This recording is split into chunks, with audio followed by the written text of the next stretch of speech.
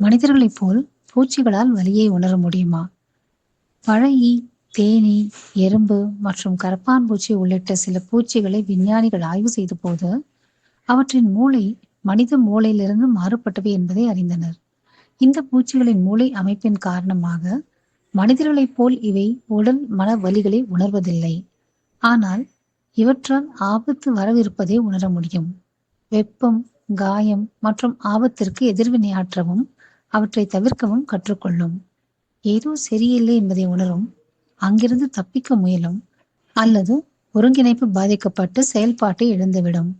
இது உடலியல் ரீதியிலான துன்பம் என்றாலும் அவை வலியை உணர்வதில்லை. ஆனாலும் அவற்றிற்கு தேவையற்ற துன்பத்தை தராமல் இருப்பது நம் கடமை.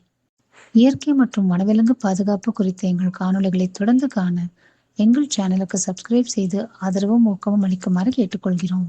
நன்றி, வணக்கம். Let nature live.